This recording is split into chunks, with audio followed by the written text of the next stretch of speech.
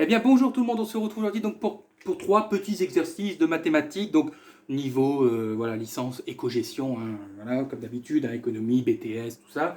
Alors on va réviser les composés de fonctions, limite, asymptote, bijection, fonction réciproque, essence de variation entre deux. Donc comme d'habitude, vous avez les énoncés des exercices dans la description de la vidéo, hein, juste en dessous, vous avez un lien, vous cliquez sur le lien et vous atterrissez sur les exercices, hein, sur l'énoncé, sur le sujet, on va dire. Ok. Donc si c'est bon pour vous, bah, on y va, on commence par l'exercice 1, donc voilà, l'exercice sur les composés de fonctions. Alors on nous donne donc deux fonctions, f de x et g de x. Alors f de x égale donc x carré plus 3x moins 5, hein, donc un polynôme du second degré, et g de x, une fonction quotient, hein, 1 sur x plus 1. Et donc on vous demande à chaque fois donc, de déterminer f rond g de x. Donc le rond en fait signifie effectivement ce qu'on appelle une composée de fonctions, hein, et g rond f et de donner leur domaine de définition. Alors la composée de fonctions, hein, donc la notation, hein, ici dans l'occurrence pour la première, hein, comme ça, donc f rond g de x. L'idée c'est quoi? Vous savez que par exemple lorsque vous avez une fonction donc f de x et qu'on vous demande de calculer f de 2, qu'est-ce que vous faites? Vous remplacez 2 par x dans la fonction. En fait, les composés de fonctions, c'est la même chose. Ce sont en fait des fonctions qui vont s'imbriquer l'une dans l'autre. Okay, c'est-à-dire que au lieu de prendre par exemple 2, au lieu de remplacer x par 2, on va remplacer x par une fonction. Okay, donc on va imbriquer deux fonctions. Alors f rond g de x, ça se note aussi f de g de x. Vous voyez, c'est ce que je vous disais avec le f de 2. Hein, on remplace x par 2, là, f de g de x. Donc attention aux notations, hein, c'est vraiment important, l'ordre, hein, l'ordre détermine tout, hein, détermine la composée en elle-même. Donc, lorsque vous avez f rond g, vous avez vu, c'est g qui va dans f. Ok? C'est-à-dire que on prend f et on remplace les x par la fonction g. Ouais? En gros, c'est l'image de g de x par la fonction g. Ouais? Hein, donc attention, donc f rond g, c'est le g qui va dans le f. On se met d'accord, hein? Donc je prends f et je remplace tous les x par la fonction g. Donc attention x carré, donc attention parenthèse, hein, donc on aura 1 sur x plus 1 au carré, plus 3 fois 1 sur x plus 1, moins 5. Donc on va distribuer le carré, hein, donc ça fera 1 au carré, ça fait 1. Et ici on aura x plus 1 au carré. 3 fois 1, ça fait 3 sur x plus 1, moins 5. Vous pouvez laisser la fonction comme ça, hein. Pas besoin de mettre tout sur le même dénominateur. Hein. C'est pas demandé. Voilà, là, cette fonction elle est très jolie comme elle est. Bon, bien sûr, si on devait après étudier le sens de variation, tout ça, oui, peut-être qu'on mettrait sur le même dénominateur, mais bon, voilà, on va se contenter de ça. Alors, on nous demande de donner le domaine de définition à chaque fois, donc on va tout de suite donner le domaine de définition. Alors, qu'est-ce qui pose problème donc, dans cette fonction? Ce sont les dénominateurs. Hein. On sait que un dénominateur ne peut pas être égal à 0. Donc, autrement dit, alors ce qui est bien, c'est qu'on a x plus 1 et x plus 1. Donc en fait, c'est à peu près le même dénominateur. Là, on a juste le carré. Mais le carré ne change rien, vous voyez, pour le domaine de définition. Ici, l'important, la seule condition donc, à respecter, okay, enfin, il n'y en a qu'une d'ailleurs, c'est que x plus 1 doit être différent de 0. Et donc x doit être différent de moins 1. Donc, le domaine de f rond g, ce sera R privé de moins 1. Okay, vous pouvez aussi encore le noter, certains comme ça, avec un slash inversé. Okay, et on peut encore le noter, hop, moins l'infini moins 1, union moins 1 plus l'infini. Ok? Voilà les trois notations possibles, enfin conventionnelles.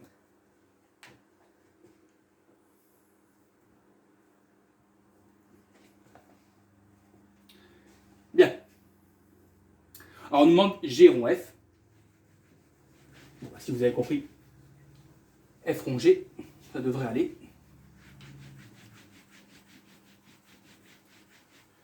Hop.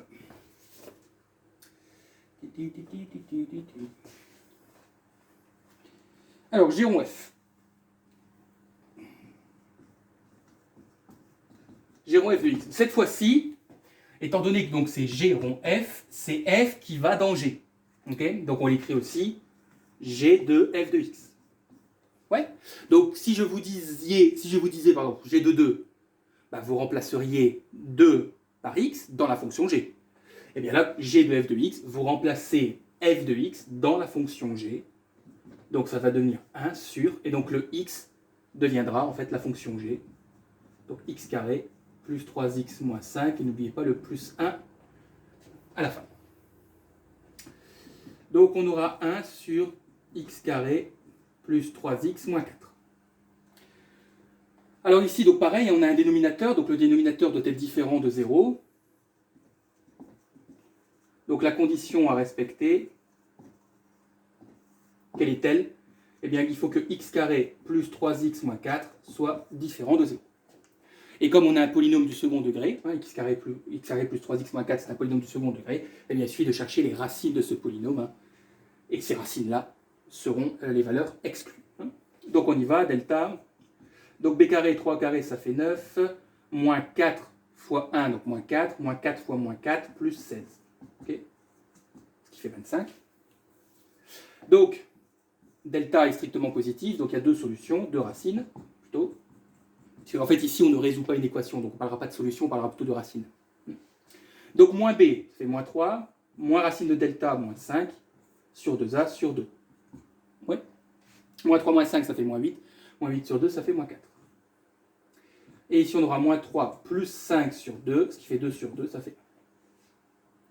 Et donc, le domaine de définition de G rond F, ce sera R privé de moins 4, 1. Donc, mettez toujours la valeur la plus petite avant. Hein.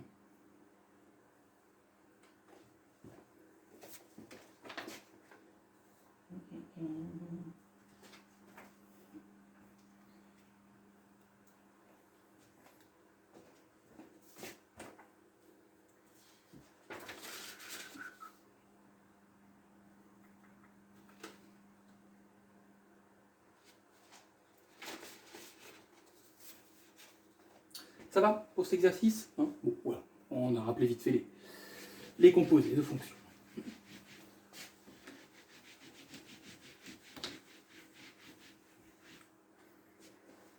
Bien. Alors, exercice 2, on vous donne une fonction f de x. Hop, une fonction quotient avec une racine au numérateur. Donc, x carré plus x moins 2 et au dénominateur x moins 1. Déterminer l'ensemble de définitions de f. Bon, là, j'ai deux problèmes. C'est la racine et le dénominateur. Ouais. Donc, ici, j'ai deux conditions à respecter. Quelles sont-elles? Eh bien, ce qu'il y a dans la racine doit être supérieur ou égal à 0. Okay, hein, vous ne pouvez pas faire la racine d'un nombre négatif. Donc, ça veut dire, première condition, que x carré plus x moins 2 doit être supérieur ou égal à 0. Et donc, on doit résoudre une inéquation du second degré. Bon. C'est pas ce qui est plus compliqué. Donc, je vous rappelle que pour résoudre une inéquation du second degré, pareil, delta, on cherche les racines du polynôme et on construit un tableau de signes. Donc on y va, delta, donc b carré, ça fera 1, moins 4 fois moins 2, donc ça fera 1 plus 8, ça fait 9, donc strictement positif, deux solutions, deux racines. Donc x1 moins b, donc moins 1, moins racine de 9, ça fait 3 sur 2, donc ça fait moins 4 sur 2, ça fait moins 2. Et x2, ça fait moins 1 plus 3 sur 2, ce qui fait 2 sur 2, ça fait 1. Donc je construis, alors c'est pas que je vais vite, hein, mais c'est parce que tout ça normalement voilà, c'est acquis, hein, c'est le programme de lycée. Donc moins l'infini plus l'infini, on place les racines, moins 2, 1, et on va chercher donc le signe de ce polynôme x carré plus x moins 2, sachant qu'en moins 2 et en 1, le polynôme s'annule. Donc signe de a à l'extérieur des racines, a je vous rappelle que c'est le réel qui est collé au x carré, ici a vaut 1, 1 c'est positif, donc positif à l'extérieur, négatif à l'intérieur. Ouais. Alors, pour le moment, je ne conclus rien sur le domaine, puisqu'il me faut encore régler le problème du dénominateur. Je vous rappelle que la deuxième condition, c'est qu'il faut que x moins 1 soit différent de 0, et donc que x doit être différent de 1. Donc le 1 est déjà ici, hein, mais x doit être différent de 1. Donc qu'est-ce que je fais? qu'est-ce que je prends pour le domaine de f? Bah écoutez, on veut que donc, le polynôme dans la racine doit être supérieur ou égal à 0. Donc on prendra cet intervalle-là, on prendra les intervalles qui sont positifs, hein, pour lesquels le polynôme est positif. Mais attention, je ne peux pas prendre 1. Donc si on combine tout ça, moins l'infini moins 2, je prends, pas de problème. Moins l'infini moins 2. Alors est-ce que j'inclus, est-ce que je ferme ou j'ouvre? Est-ce que j'inclus ou j'exclus le moins 2? Bah je l'inclus, puisque ça doit être supérieur ou égal à 0. Donc je peux prendre le moment où le polynôme est égal à 0. Donc le moins 2, je le prends. Hop. Union. Alors je repars de où? Bah, je repars de 1. Mais attention, x doit être différent de 1. Donc cette fois-ci, même si pour 1 le polynôme est égal à 0, normalement je pourrais le prendre, mais comme x doit être différent de 1, le 1, je ne le prends pas. Et je vais jusque plus l'infini. Ok? Donc je vais le noter ici. Donc, moins l'infini, moins 2, inclus, union 1, exclu, plus l'infini.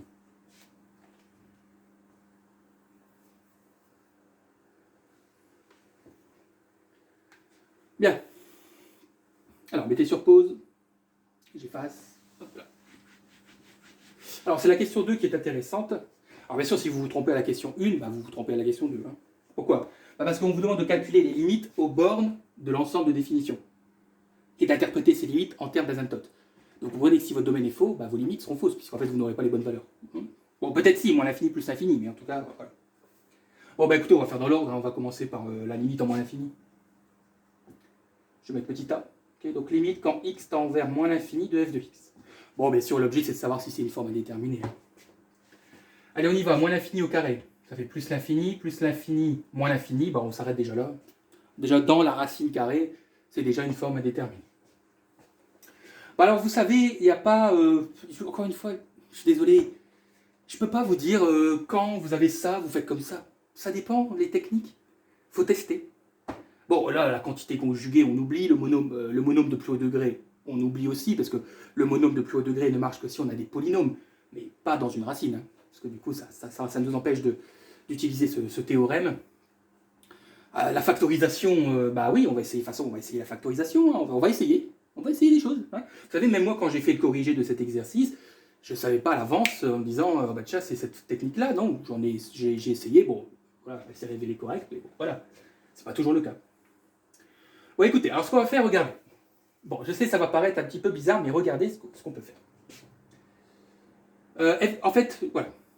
Je mets un point d'interrogation, pourquoi? Parce qu'en fait, je vais réécrire f de x de manière différente. Donc on va prendre f de x, mais on va bouger des trucs, on va factoriser, etc. Dans la racine carrée, ce que je vais faire, c'est que je vais factoriser par x carré. Ok? Donc je factorise par x carré dans la racine. Du coup, on aura x carré facteur de quoi? Facteur de 1. X carré fois 1, ça fait bien x carré. Plus, alors là, il y en a beaucoup qui ont du mal à factoriser lorsqu'on a des x comme ça. Alors, la technique est très simple. Vous mettez donc le x là au numérateur et vous le divisez par le facteur commun. Toujours. Et on va faire la même chose pour le 2. C'est-à-dire que je vais mettre le 2 au numérateur et le facteur au dénominateur. On va simplifier, ne vous inquiétez pas. Et par contre, là, on laisse x-. Pour le moment, hein. On verra si on devra factoriser aussi. Ouais. Alors je sais que beaucoup vont se dire, mais monsieur, x-1, ça ne se factorise pas. Ben si, tout se factorise en mathématiques. Vous forcément, on vous a toujours appris depuis le collège que on doit factoriser lorsqu'on a la même chose, la même chose du côté gauche ou du côté droit, d'un plus ou d'un moins. Oui, mais en fait, on peut tout factoriser. Regardez, j'ai factorisé un polynôme du second degré. Mais pas de manière comme on le fait d'habitude en utilisant les racines, etc. Vous allez voir, on va en venir. Donc, on aura donc racine donc de x carré. Je veux juste simplifier un petit truc. Regardez. X sur x carré, ça fait 1 sur x. Pourquoi? Bah, si vous enlevez le x qui est en haut, au numérateur, vous enlevez une puissance en bas, donc en bas il reste 1x, et au numérateur, il reste 1. Voilà, c'est tout ce que je voulais faire. Bien. Alors, ici, j'y vais doucement. Hein. J'y vais doucement pour vous, hein, parce que là, normalement, on peut aller très vite, hein, mais on y va doucement. Vous êtes d'accord que normalement, si vous connaissez vos propriétés des racines carrées, vous savez que la racine de A fois B, c'est la racine de A fois la racine de B. Ouais. Donc la racine de x carré fois la parenthèse, je peux décomposer donc en deux racines, je peux dire que c'est la racine de x carré multipliée par la racine de 1 plus 1 sur x moins 2 sur x carré. Oui. Mais la racine de x carré, c'est quoi? Eh oui, c'est x. Alors normalement, en fait, on devrait mettre une valeur absolue. Mais c'est pas important. Donc on va écrire x, facteur du coup, de racine de 1 plus 1 sur x moins 2 sur x carré sur x moins 1. Et là, du coup, regardez bien, au dénominateur, je vais factoriser. Je vais factoriser par x. Donc j'aurai x facteur de quoi? Ben, j'aurai x facteur de 1. X fois 1, ça fait bien x. Moins, et je vous ai dit, la technique, c'est quoi? Vous recopiez au numérateur l'élément, hein, et au dénominateur, vous mettez le facteur commun.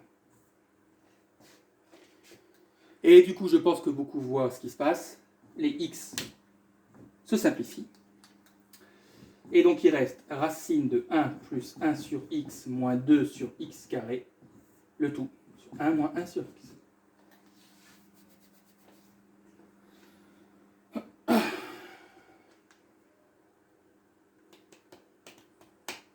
Alors, est-ce que maintenant j'ai encore une forme à déterminer? Bah, voyons. Donc, je vous rappelle qu'on doit déterminer la limite quand x tend vers moins l'infini. Alors, ce que j'écris en vert, ne l'écrivez pas sur votre copie, hein, vous le savez hein, maintenant. Hein. C'est juste pour qu'on comprenne un petit peu ce qui se passe. Alors, au numérateur, qu'est-ce qu'on va avoir?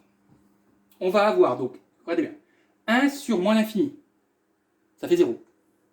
2 sur l'infini, ça fait 0. Donc, en fait, il va rester juste racine de 1, ça fait 1. 1 sur l'infini, ça fait 0. 1 moins 0, ça fait 1. Et donc, la limite va valoir 1. Donc, conclusion. Limite quand x tend vers moins l'infini de f de x, ça fait 1. Voilà, j'ai levé la détermination en utilisant cette technique. Donc surtout, gardez en tête cette technique. Elle ne marche pas tout le temps. Elle ne marche pas tout le temps. Par contre, je peux vous assurer d'une chose, les amis. Vraiment, je peux vous assurer d'une chose, c'est qu'elle marche bien avec les infinis. Vraiment. Quand on doit calculer la limite en moins l'infini ou en plus l'infini, elle marche super bien. Voilà. Mais pas toujours. Mais tentez-la quand vous avez des formes à déterminer. Sauf si, bien sûr, vous pouvez, dans le cas, bien sûr, vous ne pouvez pas utiliser le théorème du bonhomme de plus haut degré, les quantités conjuguées, etc., les techniques officielles. Hein. Bon, bah, du coup, vous êtes d'accord qu'en plus l'infini, ça sera la même chose. Hein. Puisqu'en fait, on aura 1 sur 1, donc ça fera 1. Donc, permettez-moi d'écrire que ça, c'est aussi... Ouais, je vais écrire en noir. Hop, la limite quand x tend vers plus l'infini de f de x. Alors, du coup, est-ce que j'ai eu des asymptotes? Des asymptotes. Chaque fois, je bafouille. Des asymptotes. Alors c'est quoi vous en connaissez 3 normalement. Bon, bien sûr, on met de côté l'asymptote oblique, hein, ici. Donc on a l'asymptote horizontale et l'asymptote verticale. Alors bien sûr, je vais vous rappeler quand même. Hein.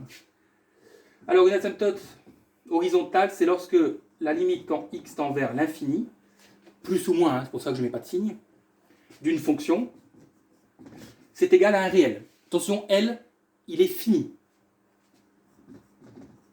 Ça veut dire quoi, fini? Ça veut dire que L peut prendre toutes les valeurs, sauf moins l'infini et plus l'infini. Voilà. En gros, c'est un réel, mais on exclut les infinis. Bah, c'est le cas ici. Hein. Puisque la limite en moins l'infini, ça fait 1, et la limite en plus l'infini, ça fait 1. Ok? Donc, j'ai deux asymptotes horizontales. Ok? Donc, on a deux asymptotes horizontales. Et l'équation, bien sûr, ça sera la même, hein, puisque la limite est la même. On dit que l'équation, c'est y égale petit l. Donc ici, en l'occurrence, y égale 1. Ok? Donc ça, c'est l'équation de l'asymptote horizontale. Y égale la valeur de la limite. Je vous donne l'asymptote verticale, mais normalement tout ça c'est acquis. Hein. L'asymptote verticale, c'est que lorsque la limite, quand x tendra vers un réel, petit a. Ok. Donc encore une fois, on peut prendre n'importe quelle valeur, sauf moins l'infini et plus l'infini. Hein, d'une fonction. Et là, on obtiendra l'infini.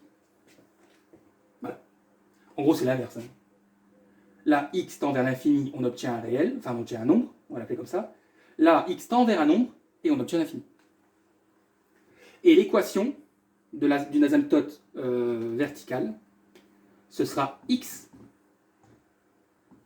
égale le nombre vers lequel il tend. X égale petit a. Voilà, ça c'est un petit rappel. Hein. Vite fait, bien fait.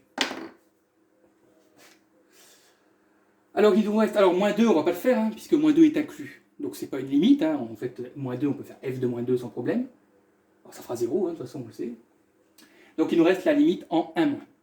En 1 plus, pardon. 1 plus. On y va? Allez. Alors, donc, dernière limite, la limite en 1 plus.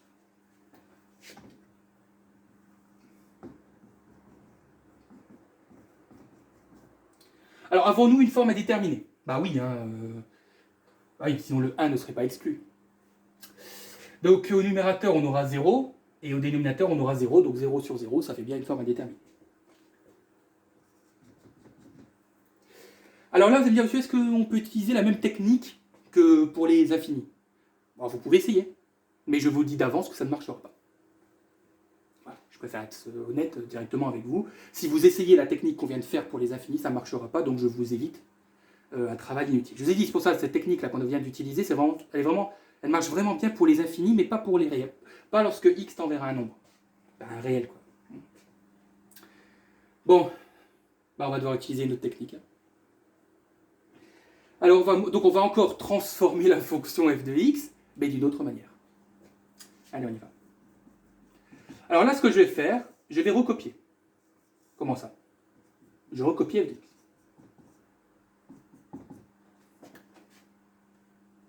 Oui? Ok. Est-ce que vous êtes d'accord avec moi? Ça, c'est bien f de x. Oui, vous avez recopié.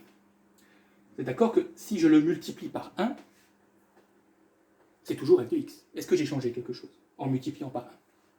Non. La fonction reste la même.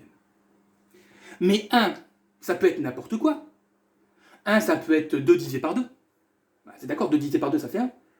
Donc si je veux, là par exemple, le 1, je peux le remplacer par 2 divisé par 2. Ouais. Je peux le remplacer par x carré plus 3 sur x carré plus 3. Ça fera toujours 1. Bien, vous voyez où je veux en venir. Ce que nous allons faire, c'est que on va multiplier par la racine. Donc je vais recopier la racine.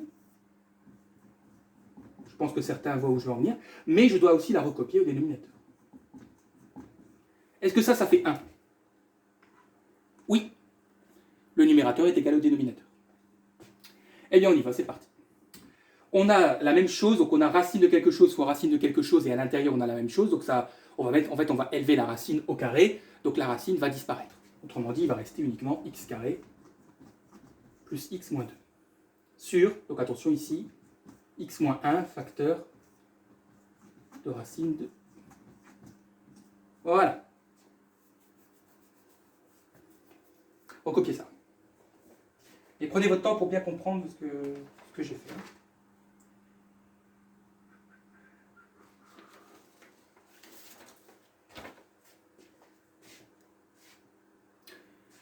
Alors, si on essayait de remplacer x par 1, on aurait toujours une forme à déterminer. Donc c'est pas suffisant, hein, ce qu'on vient de faire. Bon, au numérateur, on a un polynôme du second degré. On peut factoriser un polynôme du second degré, vous connaissez la technique. On trouve les racines, et après on applique la formule de la factorisation. Donc on y va. On va étudier le polynôme, alors on va l'appeler P de x. Donc x carré plus x moins 2. Alors cherchons ces racines. Donc delta b carré, donc 1, moins 4 fois moins 2, ça fera donc 9. Donc 2 racines. Donc moins 1, moins 3 sur 2, ça fait moins 2. Moins 1 plus 3 sur 2, ça fait 1. Et donc ce polynôme, je peux le factoriser. De quelle manière? Eh bien, je vous rappelle la formule, c'est a facteur de x moins x1 facteur de x moins x2. Bien sûr quand delta est positif, hein, quand il y a deux solutions. Petit a, je vous rappelle que c'est le réel qui est attaché au x carré, donc là il vaut 1, donc on ne le met pas. Alors x moins x1, alors attention, hein, x moins x1, ça ne fait pas x moins 2. Ah non, ça fait x moins moins 2. Donc ça fait x plus 2. Facteur là, par contre, de x moins 1. Bien. Alors vas-y, recopier ça, tout doucement. Enfin, on peut mettre sur pause, mais bon, parfois c'est bien de le faire en direct aussi.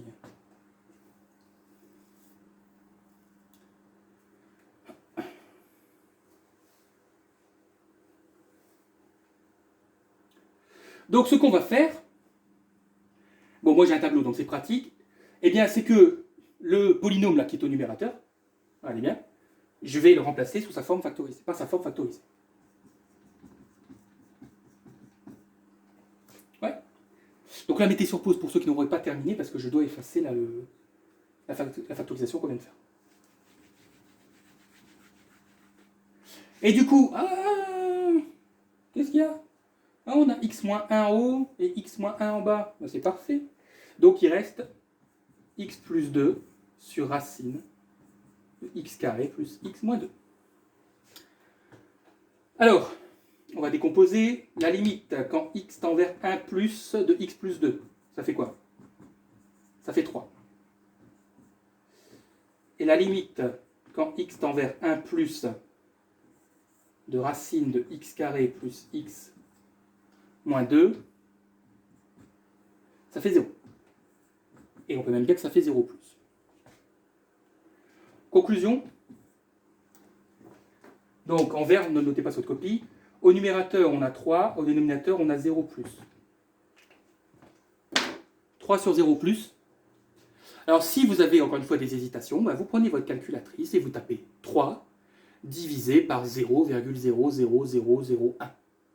Mettez 5-6 zéros après la virgule, c'est suffisant. Et vous allez voir que vous allez obtenir un nombre très très très très grand. Donc on va tendre vers plus l'infini. Donc la limite quand x tend vers 1 plus de f de x, c'est plus l'infini.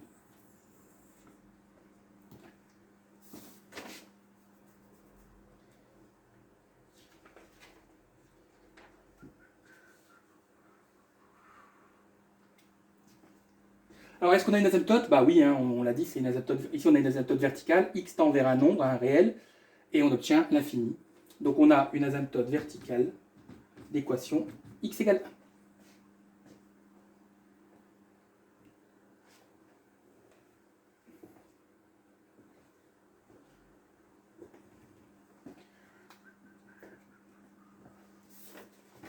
Ça va?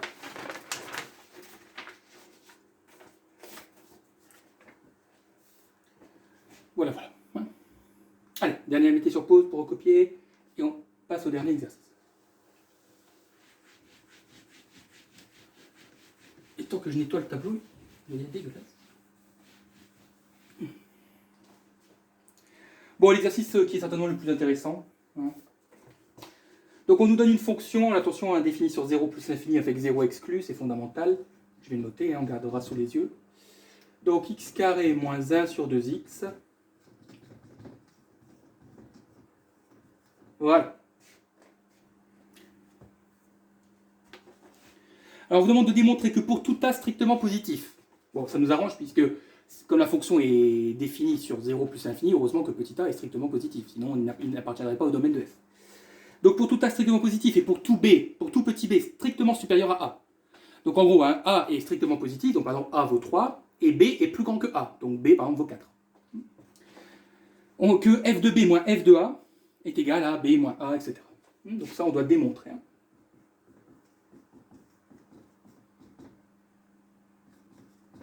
Donc je vais mettre à point d'interrogation, hein, bien sûr. Bien. Bah allons-y. Calculons f de b moins f de a. Comment on fait ça? Bah, on remplace x par b et ensuite x par a. Donc on aura b carré moins 1 sur 2b moins a carré moins 1 sur 2a.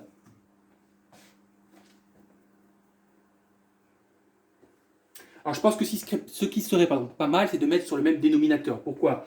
Parce que nous, dans notre résultat final, on a un dénominateur qui est unique. Donc on va faire un petit peu la même chose. Alors, on a 2 qui est commun. Donc ici, en fait, le premier quotient, on va le multiplier par A. Lui, le deuxième, on va le multiplier par B. Et on aura un dénominateur commun qui sera 2AB. Donc on aura A facteur de B carré moins 1 moins B facteur de A carré moins 1. Le tout sur 2AB. Ça, normalement, c'est des choses que vous devez maîtriser. On va développer le numérateur. Donc on aura AB carré moins A moins BA carré plus B sur 2AB. Et là, vous ne pouvez rien faire de plus, donc pour le moment, vous laissez ça comme ça. Alors, est-ce que ça, c'est ça? Pas du tout. Ah oui, ça n'a rien à voir. Hein. Bon. Donc, ce qu'on va faire, c'est qu'on va prendre ça, la partie droite, là, et on va montrer que c'est égal à ça. Parce que ça, c'est f de b moins f de a. Si je prends cette partie droite, la partie droite et que je la développe, si je tombe là-dessus, ça veut bien dire que c'est égal à f de b moins f de a. Et donc, j'ai bien prouvé ce que je devais prouver. Oui, donc ça, c'est la première étape. Et donc, la deuxième étape, donc on prend b moins a facteur de ab plus 1 sur 2ab. Bon, déjà, le dénominateur, il est le même. Voilà. Allez, on développe. Donc, b fois ab, ça fait ab carré. B fois 1, ça fait b. Moins a fois ab, ça fait moins a carré b. Moins a fois 1, ça fait moins a. Sur 2ab. Est-ce la même chose? On a ab carré, ab carré. On a plus b, plus b. On a moins a carré b, il est ici, hein. Moins b a carré et moins a carré b, c'est la même chose. Et on a moins a, et on a moins a. Et on a 2ab, et on a 2ab. Donc c'est bon. On vient de prouver ce qu'on devait prouver.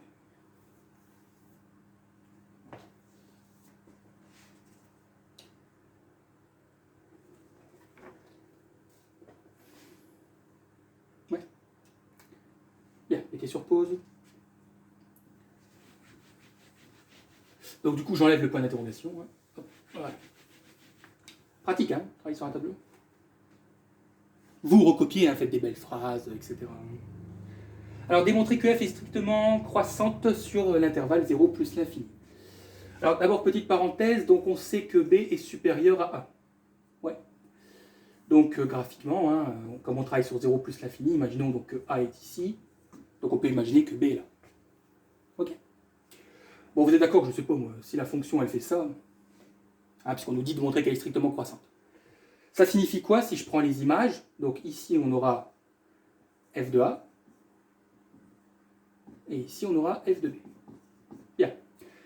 Ça veut donc dire que si une fonction est croissante, écoutez bien, si une fonction est croissante, et que b est plus grand que a, ça veut donc dire que f de b est aussi plus grand que f de a. Donc je répète, si une fonction est croissante, si l'abscisse b est plus grand que l'abscisse a, ça veut aussi dire que f de b est plus grand que f de a. Autrement dit, les images sont concordantes en fait avec les abscisses. B est plus grand que a et son image est aussi plus grande que celle de l'image de a. Bien. Donc je vais noter quand même. Donc si f, attention on ne le sait pas, hein, mais on doit le démontrer. Si f est strictement croissante, ok, sachant donc que b est plus grand que a, ça implique que f de b est plus grand que f de a. Mais dire que f de b est plus grand que f de a, c'est exactement la même chose que de dire que f de b moins f de a est strictement positif. Ah oui, regardez. F de b est plus grand que f de a. Si je fais passer le f de a de l'autre côté, ça fait bien f de b moins f de a strictement positif. F de b moins f de a, je l'ai ici. Eh bien, si j'arrive à montrer que ça, c'est positif, j'aurais réussi à montrer que ma fonction est strictement croissante. Tout simplement. Donc, prenons f de b moins f de a, là, le b moins a.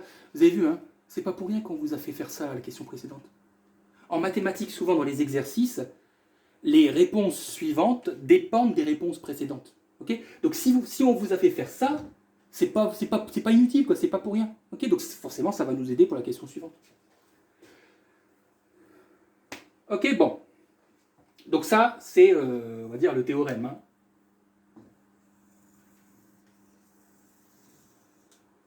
Bon, vous doutez bien que pour strictement décroissante, c'est l'inverse. Hein. F de B serait plus petit que F de A. Alors, on y va.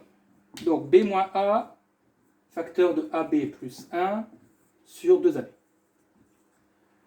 Bien, alors le dénominateur déjà. Ben, on sait que A et B sont strictement positifs. Donc forcément, 2AB est positif. Ok. B moins A. Ben, on sait que B est plus grand que A. Donc B moins A sera strictement positif. Et AB plus 1, ben, AB est strictement positif. Donc si vous multipliez deux nombres qui sont strictement positifs, ben, vous obtenez un résultat qui est strictement positif. Et si vous lui ajoutez un nombre positif, le tout restera positif. Donc positif fois positif divisé par du positif. C'est bon. F de B moins F de A est bien strictement positif. Encore une fois, vous, s'il vous plaît, faites bien les choses comme votre enseignant vous demande de les faire. Hein. Faites plusieurs lignes. Voilà, une ligne B moins A strictement positif, une ligne AB plus 1 strictement positif, une ligne 2AB strictement positif, une ligne de conclusion avec une belle phrase, etc. etc. On est ici pour s'entraîner. Hein, et moi, je ne sais pas comment votre prof veut que vous rédigiez vos phrases. Vous dépendez de lui. Hein. Donc la conclusion, hein, bah, elle est faite, hein, de toute façon. Voilà, F est bien strictement croissante sur 0 plus l'infini. Et ça va nous aider, cette réponse-là va nous aider pour la question suivante.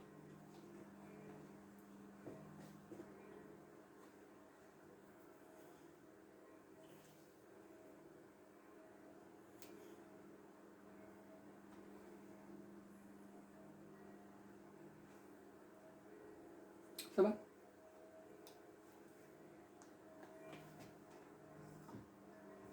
Hop, donc je rajoute l'information en haut, hein. F est croissante.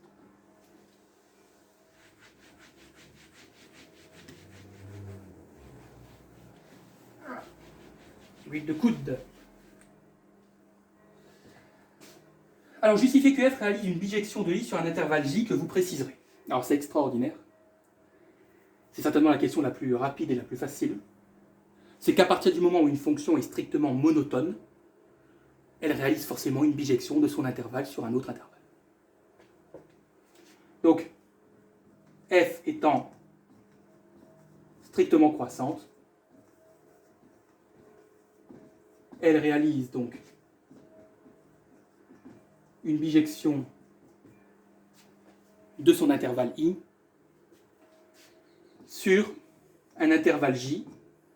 Alors l'intervalle J, normalement, c'est l'image de l'intervalle I par la fonction F.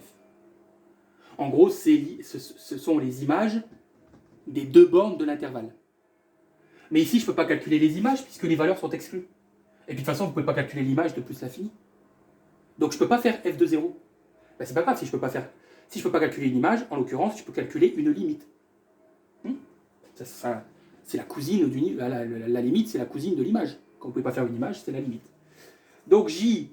Alors déjà, regardez bien.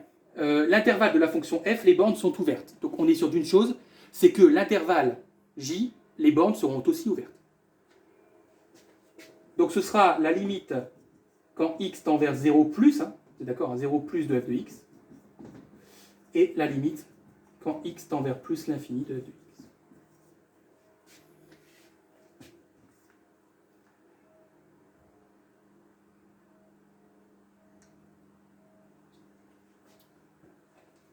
Ça va?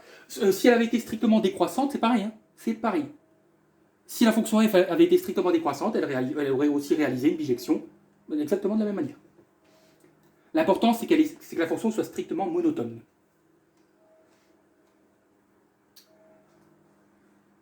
Bah écoutez, on y va, on va calculer les deux limites. Allez, c'est parti. Donc limite quand x tend vers 0 plus de f de x. Alors, on remplace par 0. Donc on aura 0 moins 1, ça fait moins 1. 2 fois 0, plus, ça fait 0 plus. Moins 1 sur 0 plus. Bah oui, hein. Tapez encore une fois si vous hésitez, vous allez avoir un nombre très très très grand, mais aussi très très très négatif. Hein, donc ça fait moins l'infini. Donc on va quand même détailler. Hein. Donc limite quand x tend vers 0 plus de x carré moins 1, c'est moins 1. Limite quand x tend vers 0 plus de 2x, ça fait 0 plus. Conclusion. Limite quand x tend vers 0 plus de f de x, ça fera moins l'infini.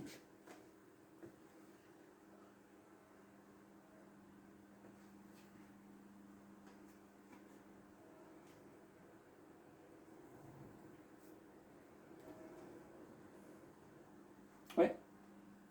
Alors en plus l'infini,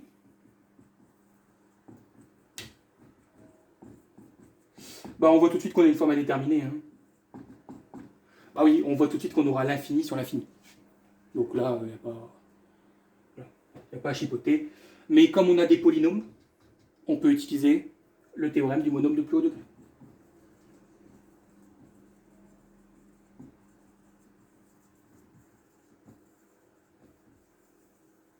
J'ai fait plein de vidéos là-dessus. Hein. Ok.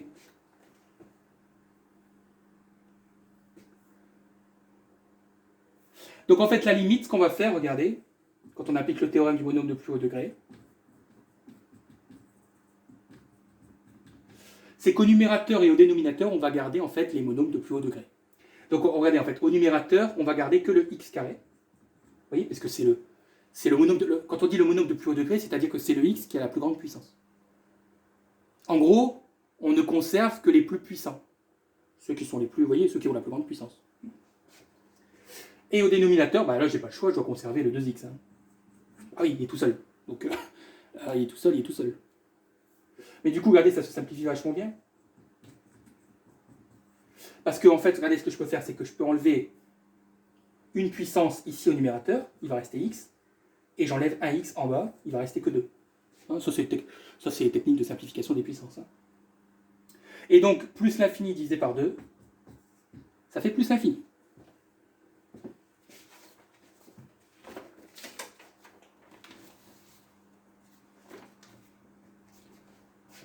Donc, conclusion, hein, l'intervalle j, ce sera moins l'infini plus l'infini.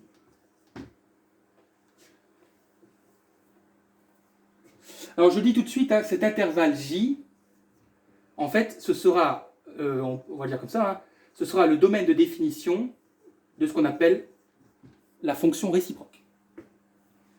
Donc, retenez bien que quand une fonction réalise une bijection d'un intervalle sur un autre intervalle, cet autre intervalle n'est rien d'autre que le domaine de définition de ce qu'on appelle la fonction réciproque. Qu'on va bien sûr déterminer dans la dernière question de l'exercice. Bien, bon, donc j'ai tout effacé. Alors donc, dernière question, on demande de démontrer que la fonction réciproque est égale à y plus racine de y carré plus 1. Alors, pour déterminer donc une fonction réciproque, on va, au lieu de f de x, on va remplacer f de x par y. Donc on va écrire y égale x carré moins 1 sur 2x. Et l'objectif, ça va être d'exprimer x comme une fonction de y. Ah. Donc là, vous avez y en fonction de x. Et là, on vous demande d'exprimer x en fonction de y, et c'est ça, et c'est là où on aura la fonction réciproque. Bah écoutez, donc le but, c'est d'isoler le x. Donc on y va, on va faire passer le 2x à gauche, donc on aura y fois 2x égale x carré moins... On voit bien mon y? Hop, voilà, y, donc fois 2x, pardon, égale y carré moins 1, et je vais tout réunir du même côté, donc je vais tout réunir à droite. Donc on aura x carré moins 1, moins... En fait, donc, ça, je le fais passer à droite, donc on aura moins.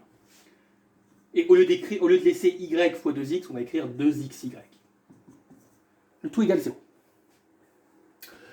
Là, on doit exprimer x comme une fonction de y. Alors, je vais réordonner, je vais mettre le moins 2xy comme ça. Allez. Voilà. Ça vous fait pas penser à quelque chose, ça? La forme, là, comme ça, x carré, moins 2xy, moins 1 égale 0.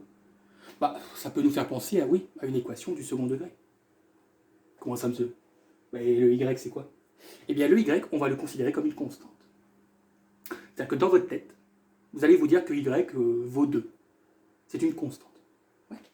Et donc, en fait, x carré moins 2xy moins 1 égale 0 revient à résoudre une équation du second degré, avec le delta, etc. Mais dans votre tête, y, c'est une constante. Donc on y va. Alors ça, je sais que c'est un petit peu spécial, c'est un petit peu bizarre, mais vous devez maîtriser ce genre de choses. B carré, A. En fait, c'est le B qui pose le problème. Alors on va définir. Petit a, donc, il est égal à 1. Je pense qu'on est tous d'accord, hein, c'est le réel qui est collé au x carré, ça vaut 1. Petit c vaut moins 1. Ouais, pas de problème non plus. Alors le b. Beaucoup vont me dire ça vaut moins 2. Non. Y est une constante. Donc y est avec le moins 2. C'est son pote. Ils sont ensemble. Donc b, attention, va valoir moins 2y. 2 est une constante. On le prend. Bah, pourquoi on ne prend pas y? Puisque c'est une constante. Donc b carré, on aura moins 2y au carré, moins 4 fois a, donc moins 4 fois 1, fois c fois moins 1. Donc attention, hein, moins 2y carré, s'il vous plaît, ça fait 4y carré. Donc on aura 4y carré plus 4, on peut factoriser par 4, hein, ça fait 4 facteurs de y carré plus 1. Bien. Est-ce que c'est positif? Est-ce que c'est négatif? Est-ce que c'est égal à 0? C'est votre discriminant. Hein. Bah, c'est positif. Hein. Y carré plus y carré, c'est positif, plus 1, c'est positif, et si vous multipliez par 4, c'est forcément positif. Donc j'ai deux solutions. x1, donc moins b. Alors attention, hein, moins b, ça va faire quoi moins b? Ça va faire 2y. Moins racine de delta, donc 4 facteurs de y carré plus 1. Alors je sais que c'est quelque chose de très bizarre, hein, mais ça fonctionne très bien. C'est tout à fait exact. Hein. Sur 2a, donc sur 2. Alors ce qui est super, vous voyez, on l'a vu tout à l'heure, hein, racine de a fois racine de b, c'est racine de a fois racine de b. Enfin, racine de a fois b, pardon, c'est racine de a fois racine de b. Donc je peux en fait, décomposer cette racine globale en, fait, en deux racines distinctes. Donc on aura 2y moins quoi? Moins racine de 4, ça fait 2, multiplié donc par la racine de y carré plus 1. Sur 2. Au numérateur, je peux factoriser par 2, donc on aura 2 facteurs de y moins racine de y carré plus 1. Ouais. Mettez sur pause, hein, sur 2. Les 2 s'annulent. Et donc ma première solution, c'est y moins racine de y carré plus 1. Alors c'est pas ce que je veux, hein, parce que moi je veux y carré plus racine dans l'énoncé de la question. Mais ça, vous allez voir, en fait, ça va être notre deuxième solution. C'est pour ça, en fait, que x2, on est sûr et certain, en fait, que ce sera le positif de la racine négative. Là, en fait, donc, on aura y plus racine de y carré plus 1. Vous pouvez refaire tous les calculs, vous allez exactement retomber là-dessus. Donc, j'ai deux solutions. Parce que je vous avais dit que notre objectif, depuis le début, c'est d'exprimer x comme une fonction de y. On l'a fait. Pourquoi? Bah, on vient de dire que x était égal à ça, donc on a bien x en fonction de y, x en fonction de y. Mais la question qui se pose maintenant, c'est laquelle des deux choisir? Est-ce que je choisis celle-ci? Ou est-ce que je choisis celle-ci? Eh bien, c'est là où il va falloir faire preuve d'une petite subtilité. On sait que y est défini sur moins l'infini plus l'infini. Donc, prenez un y comme vous voulez. Et puis, vous le remplacez dans la première solution. Vous êtes d'accord avec moi que x est défini sur 0 plus l'infini. Eh bien, le problème avec celle-ci, c'est que si vous remplacez y par certaines valeurs entre moins l'infini et plus l'infini, vous allez obtenir des x qui seront négatifs, ce qui n'est pas possible. Puisque x appartient à l'intervalle 0 plus l'infini, x est strictement positif. Donc je répète, si vous prenez des y, certaines valeurs de y comprises entre moins l'infini et plus l'infini, le problème c'est qu'en remplaçant dans la première racine, la première solution, vous allez obtenir des valeurs de x qui seront négatives, ce qui n'est pas possible. Donc c'est pour ça que c'est celle-ci qui est la bonne. Et donc la fonction réciproque ce sera bien y plus racine de y carré plus 1. Voilà.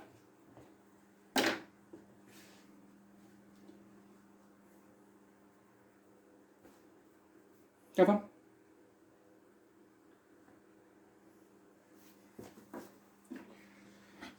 Voilà, donc c'est tout pour aujourd'hui. J'espère que ça a été. Donc voilà, bah, écoutez, je vous souhaite à toutes et à tous de bonnes vacances, puisqu'elle sortira pendant les vacances, je le dis toujours à chaque fin de vidéo. Et puis je vous souhaite donc de bonnes vacances, encore une fois, et bon courage pour ceux qui travaillent.